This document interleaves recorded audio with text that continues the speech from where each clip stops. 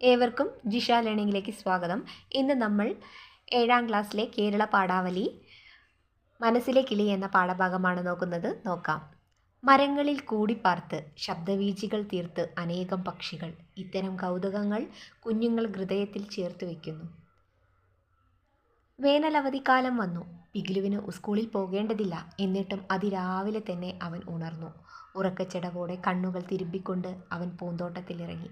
അവൻ്റെ മനസ്സിലെ കിളി അശാന്തനായിരുന്നു. കാരണം കിളികളുടെ കലപിലെ ശബ്ദമാണ് എന്നും രാവിലെ അവനെ ഉണർത്തിയിരുന്നത്.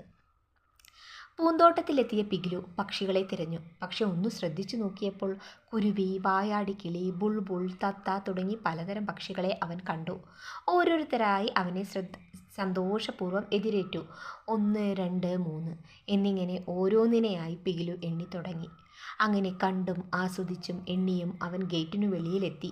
പെട്ടെന്ന് മഞ്ഞ ചുണ്ടുള്ള 2 മൈനകൾ അവൻ്റെ തലയ്ക്ക് മുകളിലൂടെ പറന്നുപോയി. പിഗിലുവിന് സന്തോഷമായി. അവൻ ആനന്ദത്തോടെ കൈകൊട്ടി. സന്തോഷം തിരിച്ചു കാട്ടും പോലെ പൂക്കൾ തലയാട്ടി. ആഹ്ലാദം കൊണ്ട് തേനീച്ചകൾ മുരളുന്നത് അവൻ കേട്ടു. സൂര്യൻ മുന്നോട്ടു പോയി. പകൽ രാത്രിയായി. അടുത്ത ദിവസം രാവിലെ എല്ലാവരും ഉറക്കത്തിലായിരുന്നു. അപ്പോൾ അതാ ഒരു മൈന കൂട്ടിനകത്തു കിടന്ന് പിടയ്ക്കുന്നു. ആ മൈനയുടെ ഒരു കാൽ ചങ്ങല കൊണ്ട് കെട്ടിയിരിക്കുന്നു. ആരാണ് ഇതിനെ ചങ്ങലക്കിട്ടതെന്ന് പിഗിലു അത്ഭുതപ്പെട്ടു. വേഗം തന്നെ അമ്മയോടത് ചോദിക്കാൻ അവനോടി. തൻ്റെ ചേട്ടനായ ടോട്ടനാണ് അടുത്തുള്ള കാട്ടിൽ നിന്ന് ആ മൈനയെ പിടിച്ചു കൊണ്ടുവന്നത്. അതിൻ്റെ കാലുകൾ കെട്ടിയ കൂട്ടിലടച്ചത്. ആ മൈന വളരെ സങ്കടത്തിലാണെന്നും ഒന്നും തിന്നുന്നില്ലെന്നും പിഗിലു ശ്രദ്ധിച്ചു. മാത്രമല്ല ഇത് ഇടയ്ക്കിടെ ദയനീയമായി കരഞ്ഞുകൊണ്ടേയിരുന്നു. ആ പക്ഷിയെ ഓർത്ത് പിഗിലു സങ്കടമായി. മൈനയുടെ കരച്ചിൽ കേട്ട് മറ്റു പക്ഷികളൊന്നും പൂന്തോട്ടത്തിൽ വന്നില്ല. എന്തു വേണമെന്നറിയാതെ അവൻ അമ്പരന്നു. പെട്ടെന്ന് അവനൊരാശയം തോന്നി. ഒരു കസേര കൊണ്ടുവന്ന് അതിനു മുകളിൽ കയറി നിന്ന് പക്ഷി കൂട് തുറന്നു. കൂട് തുറന്നയുടനെ മൈനയെ സന്തോഷത്തിൽ അവനെ നോക്കി. പിഗിലു മൈനയുടെ കാലിലെ കെട്ടഴിച്ച് അതിനെ കയ്യിലെടുത്തു. മൃദുവായി തലോടി. അതിനുശേഷം അവൻ അമ്മയെ വിളിച്ചു. കുറച്ച് തൈലവുമായി വന്ന അമ്മ പക്ഷിയുടെ മുറിവേറ്റ കാലിൽ കുഴമ്പ് പുരട്ടി. മൈനയ്ക്ക് ആശ്വാസം തോന്നി. അത് പിഗിലുവിനെ നോക്കി പുഞ്ചിരിച്ചു. അവൻ സ്നേഹപൂർവ്വം അതിനെ ലാളിച്ചു. ആ മൈനപ്പെണ്ണ് മനോഹരമായ പാട്ടുപാടി. ആ പാട്ട് കേട്ട് ഉദ്യാനത്തിൽ മറ്റു പക്ഷികൾ പറന്നു വന്നു കളിക്കാനും തുടങ്ങി.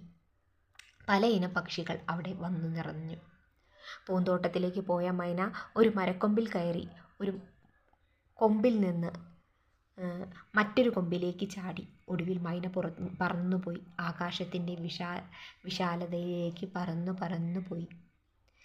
കിഴക്കേ ആകാശത്തിൽ സൂര്യൻ ചുവന്നു തിളങ്ങി. പൂന്തോട്ടത്തിലെ സുന്ദര പുഷ്പങ്ങൾ പ്രഭാത കിരണങ്ങളാൽ അനുഗ്രഹിക്കപ്പെട്ടു. തുമ്പികൾ ചിറകുവിടർത്തി നൃത്തം ചെയ്യുന്നു. തേനീച്ചകളും പൂമ്പാറ്റകളും വർണ്ണപുഷ്പങ്ങൾക്കു ചുറ്റും ആഹ്ലാദത്താൽ ഇളക്കി മറിഞ്ഞു. എല്ലാവരും സന്തുഷ്ടരായി കണ്ടു. എന്നാൽ പിഗിലു ദുഃഖിതനായിരുന്നു. മൈന അതിൻ്റെ അമ്മയെ കണ്ടെത്തുമോ? അതിന് വീട്ടിലേക്കുള്ള വഴി അറിയുമോ? അടുത്ത ദിവസം അതിരാവിലെ ആരോ തൻ്റെ പേര് വിളിക്കുന്നതായി പിഗിലു കേട്ടു. അവൻ പുറത്തേക്ക് ഓടി. താൻ കൂട്ടിൽ നിന്നും യാത്രയാക്കിയ മൈന അവളുടെ അമ്മയായി പൂമരക്കൊമ്പിലിരിക്കുന്നു. പിഗിലു അച്ഛനെയും അമ്മയെയും ചേട്ടനെയും വിളിച്ചു സന്തോഷത്തോടെ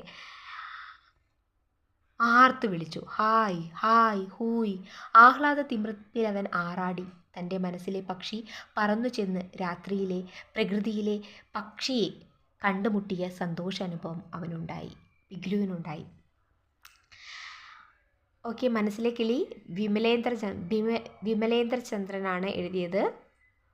okay, thank you for watching. ഇതിൻ്റെ ആക്ടിവിറ്റീസൊക്കെ ഞാൻ പിൻ ചെയ്ത് വെച്ചിട്ടുണ്ട് കേട്ടോ പ്ലേലിസ്റ്റിൽ. എല്ലാവരും പോയി കാണാം. ഓക്കെ, എല്ലാവരും നന്നായിട്ട് പഠിക്കുക. Thank you.